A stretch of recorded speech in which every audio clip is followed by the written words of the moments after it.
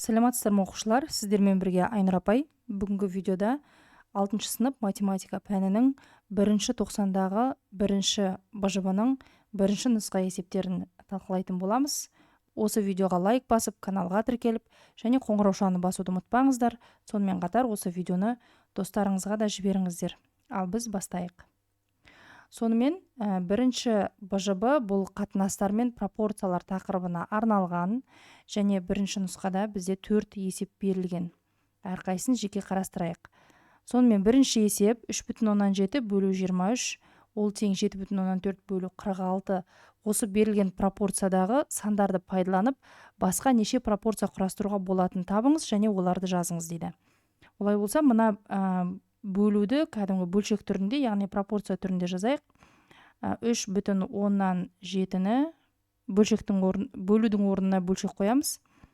Бөлімінде 23, ол тең, алымында 7,4, бөлудің орнына бөлшек қоямыз, бөлімінде 46. Міне, бұл біздің 1 пропорциямыз. Енді 2 пропорция. Мына алымы мен бөлімін орындарын ауыстырамыз. Олай болса, 23 бөлу 3,7, ол тең 46 бөлу 7,4 болады екен. Мынадан шыққан мәндер өзара бір-біріне тең болып шығады. Енді 3-ші кезекте мына екі санның орнын ауыстыруға болады. 23 пен 7,4-ті. Ендеше 7,4 алымында бөлінген 3,7, ол тең 46 өзінің орнында қалады, бөлу 7,4-тің орнына 23 келеді. Енді 4-ші кезекте дәл осы пропорцияны алымы мен бөлімін ауыстырып жазамыз. Яғни 3,7 алымында бөлімінде 7,4, ол тең 23 бөлу 46. Келесі 2-ші есеп 48 кг картоптан 9,6 кг крахмал алынады. 57 кг картоптан неше килограмм крахмал алынады дейді. Бұл жерде енді біз былай жасайық. Картоп бізде бар. Және ол картоптан алынатын крахмал деп қояйық. Крахмал. Енді осы картоптың бастапқы салмағы 48 кг. Осы 48 килограммнан 9,6 килограмм крахмал алынған екен. Крахмалдың астына 9,6 килограмм деп жазып қоямын. Ал келесіде енді бізде 57 килограмм картоп. Одан неше килограмм крахмал алынатыны белгісіз, және оны X деп қоямыз. X килограмм. Осының барлығын бөлшек түрінде жазатын болсақ былайынан, бұлар бір-біріне тең болады. Енді осыдан X табамыз. X табу үшін мына X-тің міне жоғарысында және сол жағында тұрған мына екі санды, диагональ бойынша тұрған сандарды бір-біріне көбейтеміз. Олай болса 57 көбейтіледі 9,6-ға, және мына X-ке диагоналі бойынша қарама-қарсы тұрған санға бөлінеді. Бөлу 48. 57-ні 9,6-ға көбейтіп 48-ге бөлетін болсақ, 11,4 килограмм шығады екен. Яғни 57 килограмм картоптан 11,4 килограмм крахмал алады екен. 3-ші есеп. Велосипед доңғалағының диаметрі 50 см. Велосипед доңғалағы 30 айналым жасағанда неше метр жол жүреді? Мұндағы пи 3,14 дейді. Бізге белгілі мәліметтер жазбалайық. Ол диаметр 50 см. Одан кейін айналымды n деп алатын болсақ, 30 айналым жасайды екен, белгілі бір жолды жүру үшін. Және бізде белгілі бұл пи. Пи 3,14. Енді бізге жүрілген S арақашықтықты табу керек. Ол үшін алдымен осы доңғалақтың мына сыртқы шеңберінің ұзындығын табуымыз керек. Шеңбердің ұзындығы S мен белгіленеді. S дегеніміз 2πr формуласы арқылы табылады. Мына 2 мен пидің орнына ауыстыратын болсақ, пи көбейту 2r болады. Ал 2r дегеніміз, міне мынау радиус болатын болса, оның мына жағы да радиус деп айтқанбыз. Осы 2 радиустың қосындысы диаметрді береді. Олай болса, мына 2r дегеніміз ол диаметр, яғни пиді диаметрге көбейту арқылы табуға болады екен. Мына жерге қайтадан жазып алайын. С тең ол пи көбейту диаметр. Енді орындарына қояйық.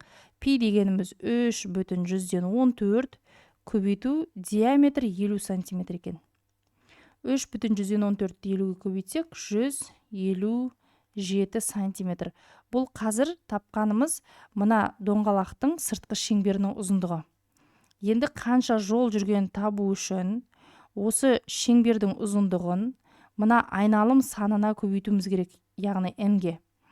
Шеңбердің ұзындығы 157 сантиметр болып шықты. Оны көбейтеміз, айналымның саны 30-ға. Көбейтсек 4710 сантиметр шығады. Ал бізде есепте неше метр жол жүрді деп сұрап тұр. Метрмен сұрап тұр. Олай болса, 4710-ды метрге айналдырамыз. 4710 сантиметрді метрге айналдырамыз. 1 метрде 100 сантиметр бар, сондықтан мына үтірді 2 орынға алдыға жылжытамыз. Сонда 47,1 метр болады екен. Келесі 4-ші есеп. Жер бетіндегі 230 километр ара қашықтық картада 4,6 сантиметрге сәйкес келеді. Осы картадағы 0,164 дециметр кесіндіге жер бетіндегі неше километр ара қашықтық сәйкес келеді. Масштабты табыңыз дейді. Енді бұл жерде ең бірінші масштабты тауып алайық. Масштаб дегеніміз формуласы картадағы өлшемді жердегі өлшемге бөлу арқылы табылады. Картадағы өлшем 4,6 сантиметр, ал жердегі өлшем ол 230 километр. Енді өлшем бірліктері бізде бірдей болу керек. Сол себепті мына километрді сантиметрге айналдырамыз. Алымындағы 4,6 сантиметрді жазып қоямын. Ал бөлімінде 230 километр, оны сантиметрге айналдыру үшін мына жерге жазайын. 1 километрде 1000 метр бар. Ал 1 метрде 100 сантиметр бар. Сонда міне 1 километрден сантиметр шығару үшін міне мына жерде 3 0 және 2 0.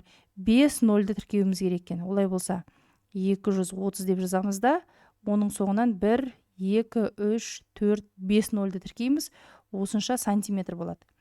Енді бұл жерде сантиметр мен сантиметрді қысқартып тастауға болады. Және мына бөлшектің алымында бізде ондық бөлшек тұр. Ондық бөлшектен құтылу үшін 4,6-ны 10-ға көбейтеміз. 46 болады алымында. Алымын 10-ға көбейтсек, бөлімін де 10-ға көбейтуіміз керек. Олай болса, санаймыз мына жерде 23-ті жазамыз да. 10-ға көбейтсек, тағы да бір 0 қосылу керек қой. Яғни 1, 2, 3, 4, 5, 6 0 еді.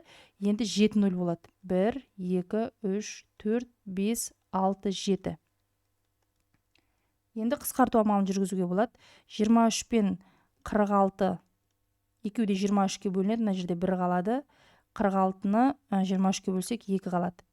Енді мынаны 10 деп санайтын болсақ, міне 10 мен 2-ні қысқартсақ болады. Мында 1 қалады, мында 5 қалады.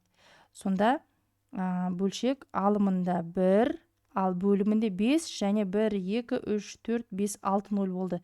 Яғни 5 миллион болады. 6 0.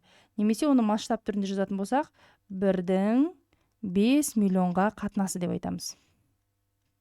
Масштаб табылды. Енді осы картадағы 0,164 дециметр жер бетінде неше километр екенін табамыз. Ендеше масштаб ол бізде 1/5 миллион болды. Ол тең бізде картадағы өлшем белгілі, ол 0,164 дециметр. Және бұл дециметрді сантиметрге айналдырып алайық. 1 сантиметрде 10 дециметр бар. Яғни 0,164-ті 10-ға көбейтеміз. 6,4 сантиметр болады. Бөлу. Жер бетіндегі өлшем ол бізде белгісіз, сондықтан оны x деп аламыз. Енді осы жерден x табатын болсақ, былай жазайын. X тең 6,4-ті көбейтеміз 5 миллионға. Және бірге бөлеміз, бірге бөлсек сан өзгермейді, сондықтан оны жазбай қойсақ болады. Яғни көбейту 5 миллион. 6 0 болды. 6,4-ті 5 миллионға көбейтсек, 32 миллион шығады. 32 миллион сантиметр. Енді оны километрге ауыстыру үшін бағана біз айтқанбыз 1 километрде 100 мың сантиметр бар деп, яғни мынаның 5 нөлін алып тастаймыз деген сөз. Ендеше 320 километр болады екен. Себебі міне мына 5 нөлді алып тастаймыз. Осымен балар, бүгінгі қарастыратын есептеріміз аяқталды. Видео ұнаса, видеоға лайк басып, каналға тіркеліп, және қоңыраушаны бассаңыздар, жаңадан шыққан видеоны ең бірінші болып көретін боласыздар. Сонымен қатар, осы видеоны достарыңызға жіберуді ұмытпаңыздар. Ал мен сіздермен келесі видеоға дейін қоштасамын. Сау саламатта болыңыздар. Сіздермен болған Айнұр апай, оңай математика каналы.